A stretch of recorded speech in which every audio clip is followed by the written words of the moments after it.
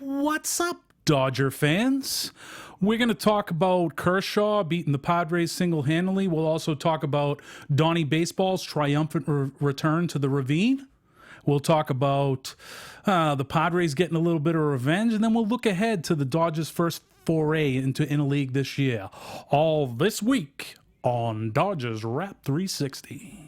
You're tuning into the destination for TV superfan discussion, AfterBuzz TV. And now, let the buzz begin.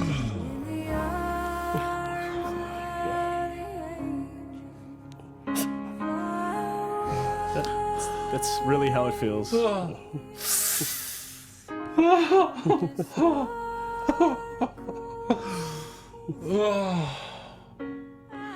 We're not going to ask you to adopt a pet, Dodger fans, but it is a little sad. Dodgers losing 6 out of 7. At home. At home. Just a terrible, terrible homestand. But the good news is it's only April, but now May. Yeah. So it's time to sharpen up, and they're still in first place in the division, right? Yeah, because that division's just not very good. Thank the Lord. That is not too good.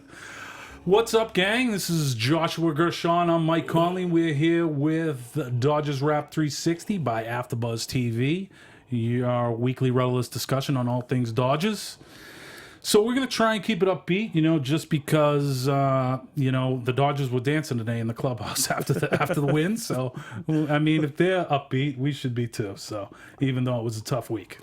Yeah, and Kershaw single-handedly won the game today, knocked in the only run. Right? The guy's insane. Yeah.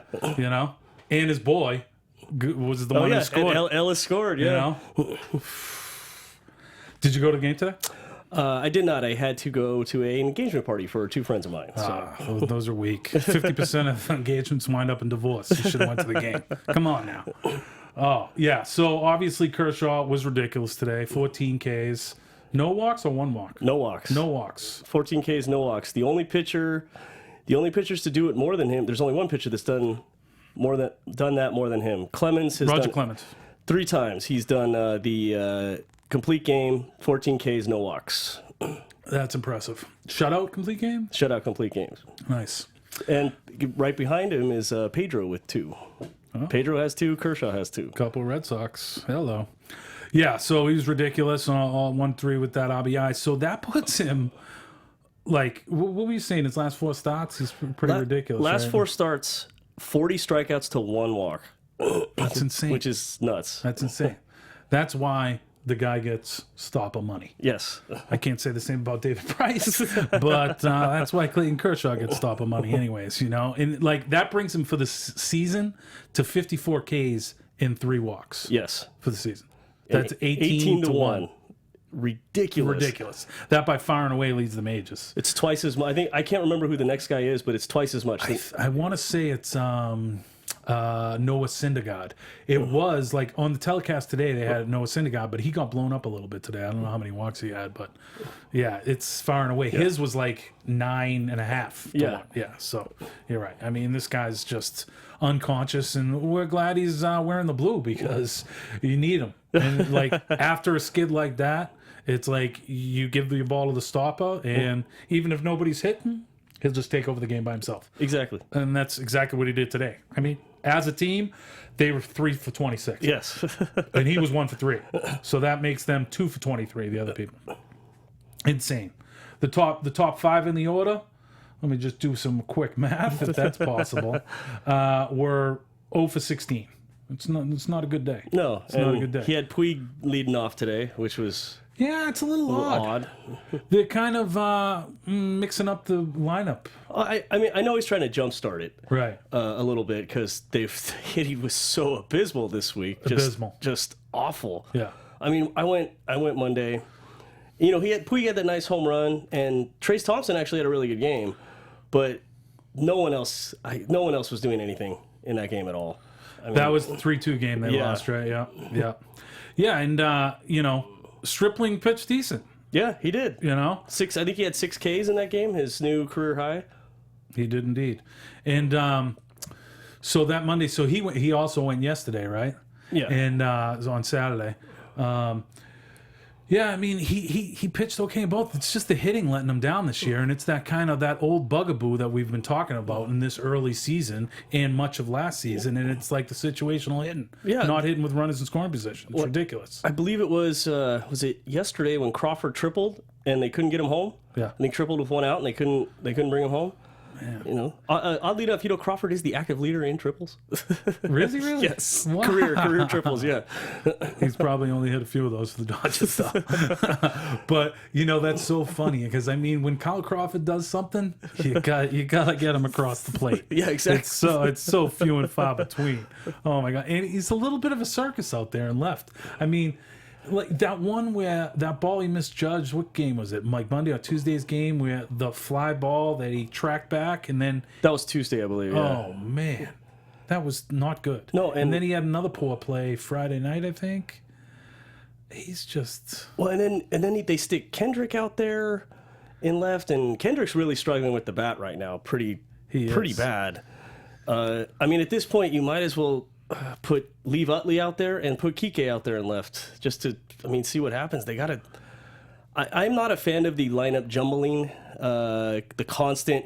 I have a lefty lineup, I have a righty lineup, and this and that. I am not a fan of that because I think guys need to get into a rhythm. I know you differ a little bit. I mean, I'm for having a lefty lineup and having a righty lineup because some guys hit lefties better, and at least when that kid whoever pitched for the Marlins the other day, who was a lefty. Oh yeah, who they hit around like Andrew Nicolini or something. They hit him last year, pretty well, and he was unhittable the other day. He was. It's pretty crazy, and like they have a lot of guys that hit lefties well. I mean, Kike hits lefties well. Trace Thompson's a career of like 315 hitter versus lefties. It's like they got a lot of guys that can hit lefties, but they just simply didn't. Yeah, it was a sad state of affairs. And it wasn't just they didn't hit; they were taking bad at bats. The other day they had Fernandez. You had Fernandez with bases loaded, 1 out, and Puig coming up and 4-pitch strikeout. And didn't look good on any of those pitches. Yeah. And it just, it's what bothers me is more than anything is the bad at bats, that they're just not even good at bats. Yeah. That, he hit it, like I know Seager got robbed. The other day he had 110 exit velocity off a ball that got snagged. Right. Because of the shift. But, at least you're hitting the ball hard, you're hitting it well. It just, guy made a nice play. Right. This wasn't even that. This was just guys just flat out not doing anything. Seager's kind of come back to earth a little bit. I mean, it's good that despite the 6-game slide and that they are still afloat in the standings, like tied for first right now. I think I believe they're 500. They're 500. The Giants are 500, but I forget I think the Diamondbacks are either 500 or game. I think they're a game under 500. Something it's very bunched up now in the NL West. Except for the Padres, who are 9-16, I believe. 9-16. Still, that's not 4-20. I mean, that's still kind of in the mix. I don't know why I chose 4-20, but they got a little bit of revenge this week, taking 2 out of 3 from the Dodgers, and they were right in it today. Drew Pomeranz threw a great game. He did. He did. He was matching Kershaw for a while, not strikeouts, but hitting wise. I mean, he was matching Kershaw there for a while. Definitely. He was a guy that kind of was a shiny prospect coming up with Cleveland, and then it's kind of become a journeyman and was kind of mired in Colorado for like a year and a half, I think, and obviously no pitches. I don't want to pitch there. And but now he's in San Diego, a good pitcher's park. He's gonna kind of, I think, make a little run for them. He could be a guy that, if AJ Preller still wants to deal guys at the deadline, the Dodgers should be in on Pomeranz. But I think he's still a very reasonable contract, so they're gonna hang on to him. They're gonna try and peddle us James Shields, maybe. Well, that's actually, I think that's the Padres' problem, is their top of the pitching rotation's not doing anything. Right. That's their issue. Well, it's like Preller came in last year trying to light the world on fire, like trying to make all these flashy free agent moves, which is like completely against what he did before. That's why it was so odd. Yeah. When he built the team before, he didn't do any of those things. Where was he before? God, I am now slipping my mind. Right. It was not Pittsburgh, was it? Was he an assistant GM or was he the real GM? No, he was the assistant GM. Okay. Was it Pittsburgh? It might have been Tampa. Was it Tampa? Was he with Friedman? I don't know. I am drawing a blank. Friedman. That's interesting. We'll talk about that a little bit later. But because Friedman is, well, we'll talk about that a little bit later, like I said. But yeah, I mean, it's really tough to drop 4 straight to Miami. I mean, Donny Baseball must have just been had a shit-eating grin the whole way back to Miami. You know? Well, actually, I don't know because the D. Gordon news came out. That's true. Thursday, right? Was it Big Thursday? D. It was like right after the game. Right after, they mentioned it on the post game, and it was like breaking news. I thought only big guys with large heads took PEDs. This is like breaking it open here. I mean, It's got to be false, right? I mean, the guy's 150 pounds with bricks on his body. well, he didn't. They're not. They dropped the appeal, so he's going to serve the suspension. Right. I mean, So that's a guilty. that's my take. But I mean, he claims he didn't knowingly take anything. Bonds is the hitting coach down there. Yeah, who knows? Sometimes you just lay back and just take what they give you, so you can move forward for the best thing in the team. Free Tom Brady, but so maybe that's what he's doing. And it brought up kind of like an interesting debate. I think they were debating it maybe on the MLB Network, but it's like, is it enough? Are the penalties enough? I mean, if you're like D. Gordon and say he did take it, okay, and so say without the drugs, he's a borderline major leaguer, a utility player in the league, making 1.5 a year, just hanging on, or he does this cycle, signs a 5-year, $50 million contract, takes care of his family for life, and maybe I'll have to take an 80-game rip, but it'll only be half a season. Yeah. And then, so he takes it now, he's still back, end of July, and, and everything's fine. It's the same fine. thing with remember when the Cardinals signed Peralta. Same thing. Right. He got that 4-year, $40 million deal after the steroid suspension. Right. So Cabrera still got signed after, and Cabrera tried to make a fake website about the supplement he bought. This is Melky yeah, Cabrera. Melky Yeah, Cabrera. yeah. He tried to make that fake website. What? Yeah, he did. I do not know about this. He devised the website?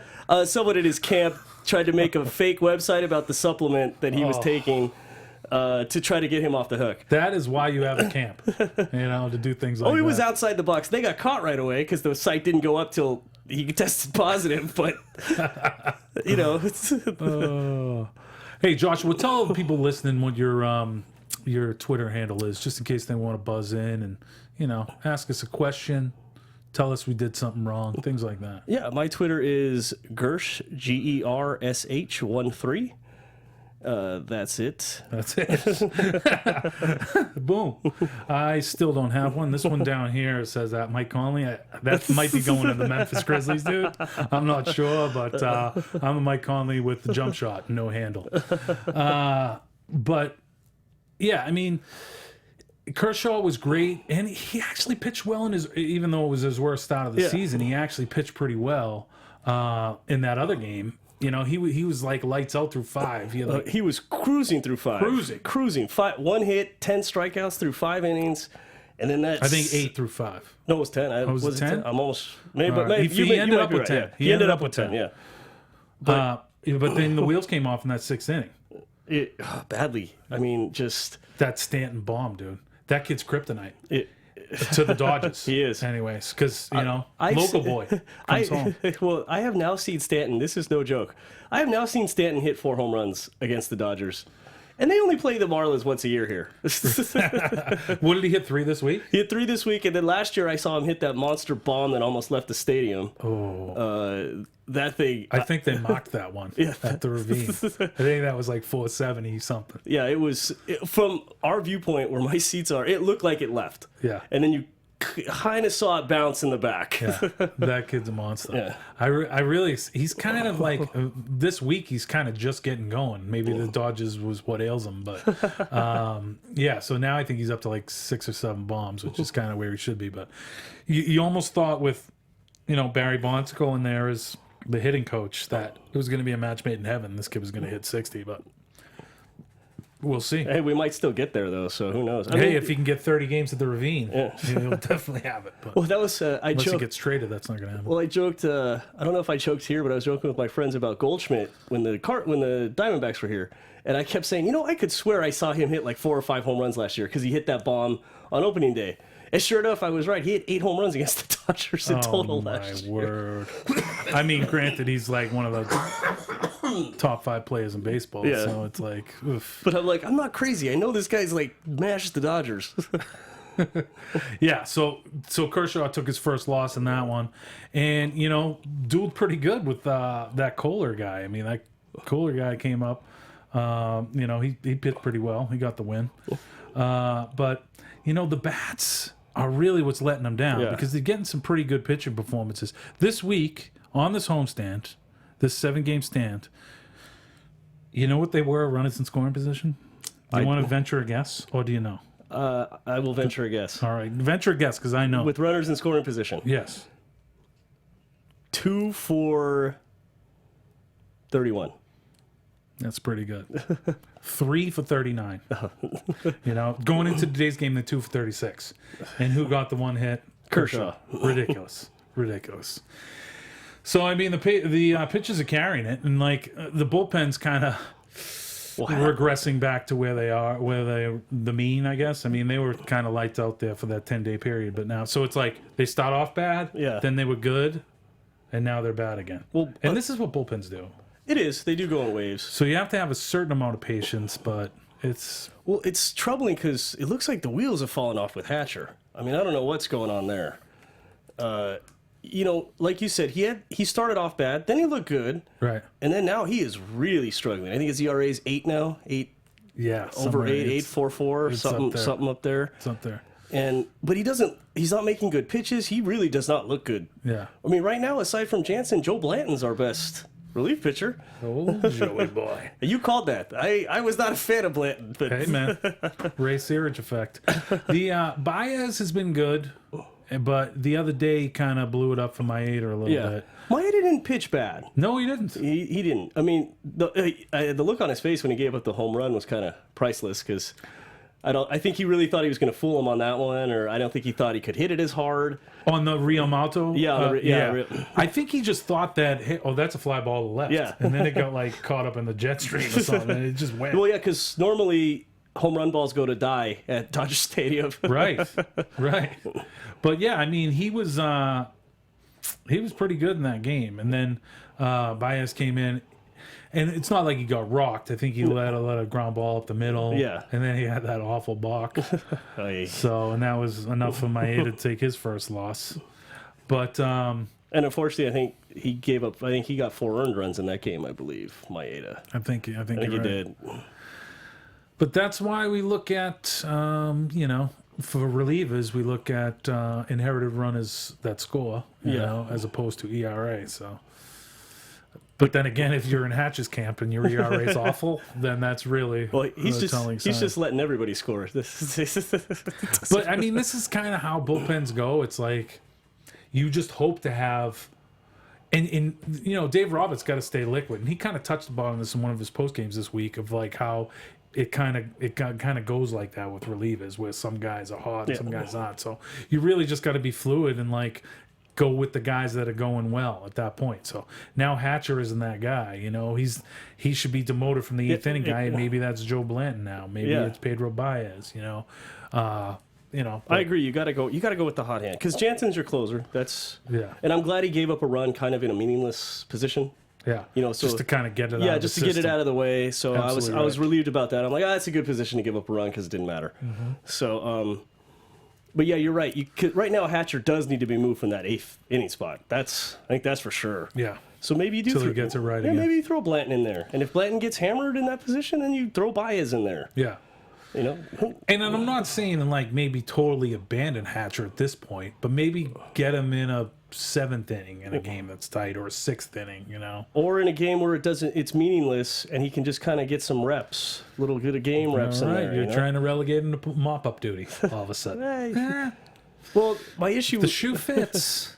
Well, right now, considering that I think in his last 2 outings he's given up like 3 earned runs in each outing. Oh. Maybe he does need a little. All right, mop up duty. A little mop up duty. Just have even if it's only for a week. Even Right. if it's only just 1 week. Get himself right. Just get him.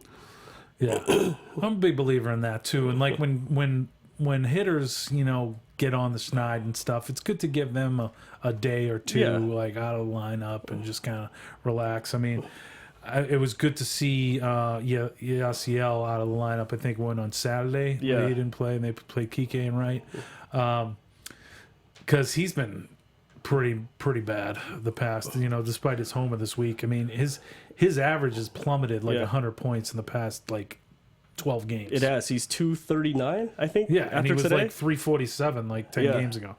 Crazy. I don't know what age. Yeah, he just went in a huge slump. Yeah. And his exit velocity was way down. Yeah. When he was killing the ball, his exit velocity was averaging like over 100. Right. And now he's striking out more. Well, when you whiff, that's 0. Yeah. So if there's an average exit velocity, if that's a stat, then it's plummeting when he does that.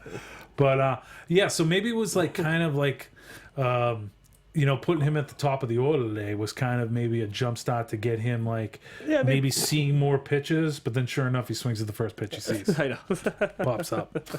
And you know what's a shame is his home run was a nice home run. Went with the pitch opposite field. It was like, hey, that was a nice piece of hitting. Right. And then that was the only nice piece of hitting he had literally all week. Right.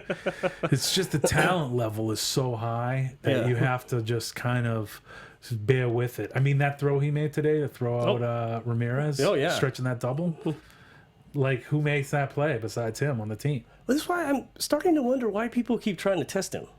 Right. At this point. I mean, especially when he made the play on Story and that nice Colorado throw against Story, it's like, unless the third base coach is really watching going, oh, he needs to dig it, or oh, it took a bad bounce, I'm still surprised guys challenge him, because he always tries to come up throwing. It's crazy. So since he's come up in 2013, he's third in outfield assists behind, and he's been hurt behind a couple Cubans. Yeah, and he's been hurt during that stretch. Yeah, Cespedes and who else? I think maybe Leonis Martin. Is he a Cuban? I don't know. No big deal. Another guy I want to give props this week, who has been frequently harpooned on this program, is Scott Kazmir. Yes, Kazmir pitched this very solid game. Man, 6 innings, 2 earned runs, 6 Ks, 1 walk. That's the big stat to me. 1 walk. 1 walk. Yeah, that's huge for him. 1 walk. He looked good. They lost that game 2-0. Couldn't get anything going offensively. Yeah. Andrew Nicolino. Yeah. Was it Andrew? I think it's Andrew. But yeah, he pitched great. Only allowed 2 hits and 2 walks on his own, 2 strikeouts, 7 in the third. Yeah, he was great. And their bullpen did great too there. But just the bats, man. Gonzalez, they put him in the 3-hole today, maybe in an effort to get him going. Yeah. But he was hitless today, right? Was he 0 for 3 today? He was 0 for 3 today. Yeah, I feel like the whole top of the order was hitless today, right? Yeah. Yeah. Well, like we said. Yeah. And so that puts him at 0 for his last 20 with 8 Ks. But it's like you can't drop him in the order because nobody else is hitting. No. It's like Howie has never got off this year so far. No. And really neither has Turner. So it's like they've been kind of relying on some of the other guys like Kike, Culberson when he's been in there. Maybe he should play more now. Utley, has been good, although he's kind of tapering off a little bit. It's like I kind of know what Chase is going through or am even more impressed because I played softball yesterday morning and I've pretty much been in traction since. And for him to be doing what he's doing at 37. Quite impressive. And he'll be 38 this year, right? I believe. I believe you're right. I believe you're right on that. Oh, boy, these Dodgers. These Dodgers. So that was good for Kazmir to, maybe he's kind of turning a corner. And, who else might be turning a corner? Alex Wood. He looked really good. 7 innings, I believe, only 5 hits, the 1 earned run, 9 strikeouts. and he was grooving. He looked really good. He really looked good. That was his. I mean, that's got to be his best start of the year. And so, some positives to take away a little bit this week. But Wood looked really good. That was the game I believe Hatcher came in and promptly gave up 3 runs. You're absolutely right. Yeah. You're absolutely right. And that was like Jansen mopped up and gave up his run. But that was where I was like, it's 4-1 at this point. It didn't matter. Yeah. The way their bats were going, they were not making a comeback. Grandal had a bomb in that one. Yeah. To come for their only run. But interesting that, and it would be kind of like maybe we don't want to get too excited on Wood just because he's been that type of pitcher where he pitches good. Yeah. And pitches bad. His next start. Pitches good, pitches bad. And really that's kind of been the way he's been going this year. But I was encouraged in his post-game interview. He said that him and Honeycutt, your boy, old Honey, have found a little something in his mechanics that they switched. Yeah, I read that too. And that Honeycutt should be doing his job. Because I feel like he doesn't. So, I mean, he's been tenured here enough. He must be making more than most pitching coaches in the league. I mean, I just figured my guess is either he has dirt on somebody up there, or that's it, or Kershaw wants him around. Right. Which could be, and it's the sole reason A.J. Ellis is still on the team. Exactly. So, besides his double today and scoring his only run, I mean, hey. Well, what's funny the is guy gets hits sometimes. But he every year he's in the top 5 in pitches seen per at bat. Mm-hmm. Every year he does see a lot of pitches. He doesn't hit well, but he does. But it's funny because he does drag out pitch counts. Yeah. And so that guy that's hitting 240 that does that is a lot more easy to keep in the lineup than the guy that's up there swinging at the first pitch and grounding out a nubber. But but to lose 4 to the Marlins, I mean, they are kind of an up and coming team, but man, that had to sting. That was had to sting the front office. With Donny it did, especially with Mattingly. Oh, I know. Man. Oh, it's so funny. And like the Padres coming back though, and like taking 2 out of 3, and Kemp in being the Ravine, and Kemp being a big part of the 2 wins. A big part. It's like, oof, all these old Dodgers coming back and haunting them this week. I thought there was somebody else, but maybe there isn't. Well, Kemp, Mattingly, D. Gordon technically. But, that's true. But then he went and got himself suspended. So, which now that trade looks better. It's amazing to me because, and maybe just the PEDs have gotten better because, I'm looking for those guys that, their head blows up like Barry Bonds. Or when Gary Sheffield. I know Gary Sheffield's never been officially although he was was he in the Mitchell Report? That's a good question. I don't know. That I don't remember. But, Sheffield also had that giant head like Bonds and right, Sammy Sosa Sosa large head. Those are the 2 that really stick out. Bonds and Sosa with the head increase. Yeah, because my argument always about McGuire was when he was taking that stuff, it was not illegal, and he admitted to taking the creatine and stuff, but it was not illegal at that point in time. Right. When he was taking it. Right. Although if you believe Canseco, he was shooting McGuire up in the locker room if you believe Canseco. But oh, Canseco. The D. Gordon, he he said I don't know that I was taking it, but it's like, what do you if you're taking something and it's something you haven't taken before, you go to a very highly paid trainer on the team or the team doctor and have him read the label and he lets you know. So that's kind of a cop out. Why do guys even get away with that anymore? And it's like going back to what we were talking about before. It's like it's almost. And a lot of players this is why a lot of players are calling for the clean ones anyway, or maybe they're just dirty and they're bluffing. But for harsher penalties, they don't think the 80-game rip on the first, they think it should be at least a season ban, if not a lifetime ban right off the top. Or avoiding of the contract. Someone brought up that too, that the team should have the option to void that contract. And I think that's a great point. And, if people are in the mindset, like we were talking before about, I'll just do this now, get that big contract. So if there is the danger that it's going to get voided, by all means. I think that's going to be a big difference maker if they do that. That to me, the only way everything's ever going to change is the money.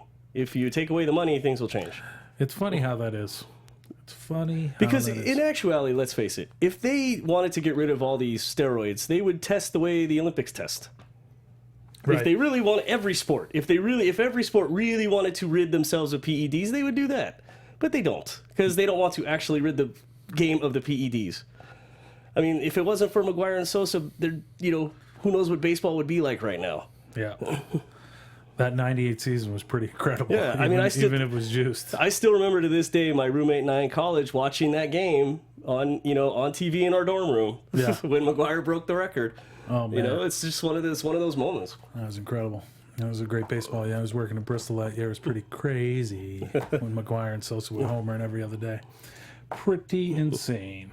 So Kenta Maeda, he was kind of tough love loser. How about this guy? Like, it seems like now that we're a month into the season, he's getting some tough matchups. I mean, he had Fernandez last week for the Marlins, so I was looking for that. And now next week he's slated to go up against Marcus Stroman for Toronto, Who pitched a gem today? I Gem believe. today. Improved his record, I think, to 4-0. He's got a really good ERA. That kid's a stud. I'm not going to say he's Pedro-like, because I hold that in high regard, but a lot of people are making that comparison just because he's so slight of frame and still brings it. Yeah, I don't think people realize how dominant Pedro was for those years in Boston. I do. Like, that was... Oh, yeah, and don't forget, Tommy Lasorda said he couldn't be a starter in the major leagues. And traded him for Delano DeShields? Yes. Straight up? Sure did. So, I mean... The same Tommy Lasorda who thought John Wetland should have been a starter. Old Tommy boy. My dad and I are not the biggest Lasorda fans. We think he gets too much credit, and he's very overrated. There's a lot to that, but, he's a very lovable guy. He is. And on that 88 team, I mean, he was... I don't want to say instrumental, but he kind of was. I mean, that team was pretty horrible. Oh, no, they were. Hitting-wise. But he put it together. Him and Kirk Gibson tell two very different stories about the home run. If you listen to his version and Kirk Gibson's version, they are two very different stories. Give us an abridged of each. According to Lasorda, he had a feeling, and I just had a feeling, and I was going to put Gibson in the game, even though he couldn't play.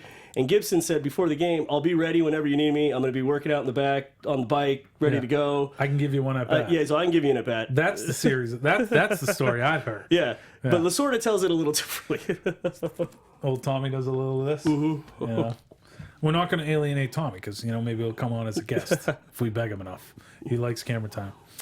My dad could rant for the entirety of this show about how much he does not like Tommy Lasorda. Hey, maybe we have your dad give a weekly rant.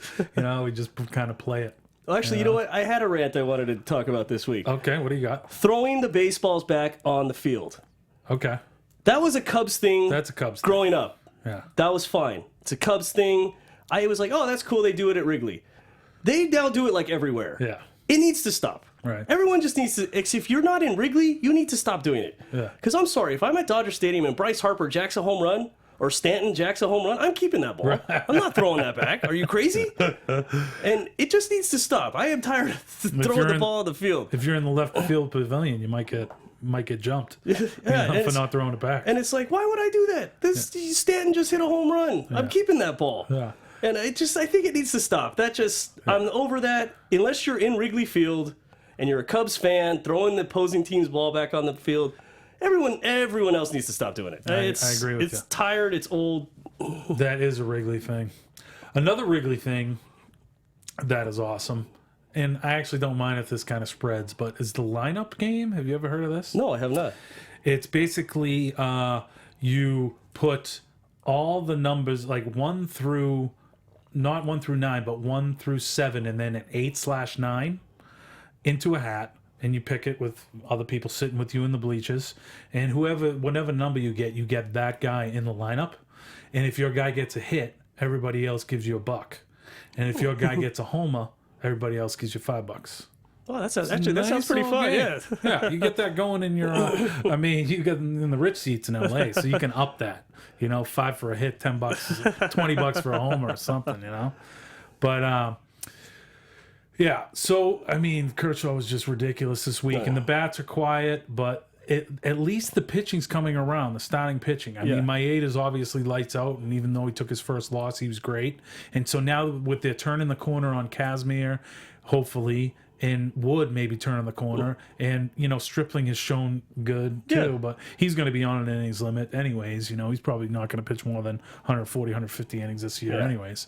But what's the status? Have you heard anything about some of the injured guys coming back, like the Ryus of the world and those guys? Yes, Ryu and McCarthy have both been doing bullpen sessions.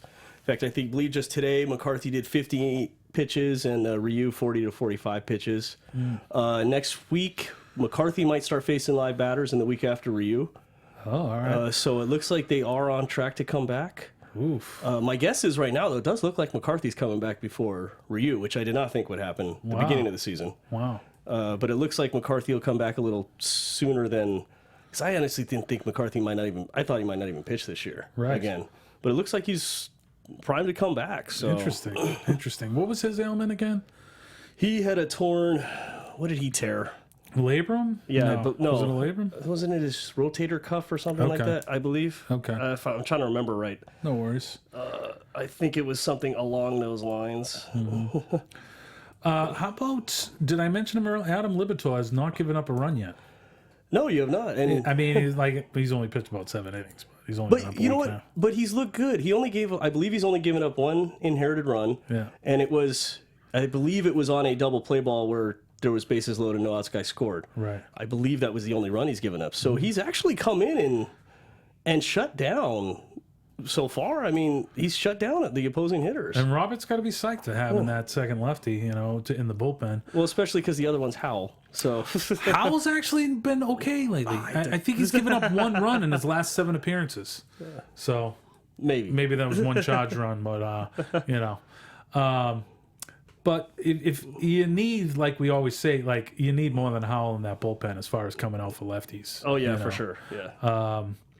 But the one transaction this week was reinstating Kyle Crawford from the DL. Yes. Right? And Zachary went down on that one, so really excited about that. Yeah, Zachary was never just panned out. Really, when he came in, he was a high prospect. Never just panned out there. Yeah. There's that. What about the Cuban kid that they signed in the offseason? No, Yasel? Yeah, it's not Yasiel. No, it's not Yasiel. It's Yasel. Yes. Sierra, a pitcher. Now, I mean, he's going to be a starter, but could he? Is he in Single A right now? Is that where he is? He just started Single A this week. So okay, so just started his professional career. Okay. Is he an older guy? Or he's is 24. He's 24, yeah. Okay. I wonder if that could be a guy that maybe could be a pen piece if he accelerates throughout the minors. I actually thought that was originally why they signed him. I didn't think because don't forget, they have De Leon, who's a little more ready to come up than Urias, because Urias is still only 20. Right. Or 21. I think he might be 21 now. No, maybe not. I think he's 20. I think he is 20. Yeah. I think they kind of signed him to come out of the bullpen. Kind of fireballer, give you that, who is it what's the Cardinal? Rosenthal, who throws that like kind of 100 mile an hour. I think he was kind of signed to be a little bit one of those kind of guys. Just come in, shut you down in the 8th inning, 7th inning kind of guy. Yeah. Don't they have him starting, though? I think they do, yeah. But yeah. I always thought when they originally signed him, because if they had a surplus of starters, right, that he was the one guy who I thought they would have brought up to come out of the pen. Yeah. Maybe spot start, but I thought originally the plan was to kind of gradually bring him out of the pen and then maybe start him once, because McCarthy, Anderson will both be gone next year. Yeah. That makes sense, because you got to get on that Cardinals train where you bring up your young starters to help you in the pen for a little bit, like they did with Carlos Martinez and Waka. Wainwright. They did it with Waka. And it's like, so do that with your stud young prospects coming up rather than trading them for because bullpen help, that costs a lot. It does. In July, come in the trade deadline, when sellers are looking to sell and buyers are looking to buy. That is something any team that thinks they got a playoff run, they're always looking to add bullpen help. Yeah. And that's why it costs so much. Supply and demand, people. So just bring up a kid that's making peanuts, put him in high leverage. Plus, it's like good for his makeup, and just like you're putting him in that high leverage situation, but you're not asking him to throw 100 pitches and keep a team to 2 runs. You're asking him to maybe throw an inning and maybe keep him to no runs. Yeah, you know? and I know some people are against it, but it works for the Cardinals. It has worked for years, Right. and they're the only team that does it. It's just Yeah, and it's like, so if you're worried about starting the arbitration clock on Urias, just kind of like do it later. You know, it's just, I don't know. I know the business end is a concern with, especially with Urias. You know, you don't want to bring him up like what they did with Chris Bryant, right? The Cubs. You know, the other day where Boras threw, or last year when Boras threw his big fit about it. Fit. I mean, that's what Boras is going to do. But, I mean, it just made smart sense. Yeah, business-wise, That's what's going to happen with Urias, too. But you considering Sierra is 24, you know, maybe you do bring him up a little. If he's killing guys in the minors, maybe you bring him up and bring him out of the pen. Right. And if you need him to, if someone gets hurt, you can always try to spot start him, but, you know, bring him out of the pen, see what happens. Yeah, makes sense. So looking ahead to this coming week, where now Dodgers are now into interleague play. They got a day off Monday. Then they go to Tampa for a 2-game spot. Yeah. And they got an off day Thursday. And then they go to Toronto for 3. So I'm hoping this is a big week for the Dodgers. I'm hoping they go. This is now turned from a losing streak to a winning streak. Well, they should beat Tampa. Toronto's a good team. So Tampa's got some great pitching. Their lineup is a little bit sketchy, but has seemed to be coming around since the first 2.5 weeks of the season. They seem to be hitting.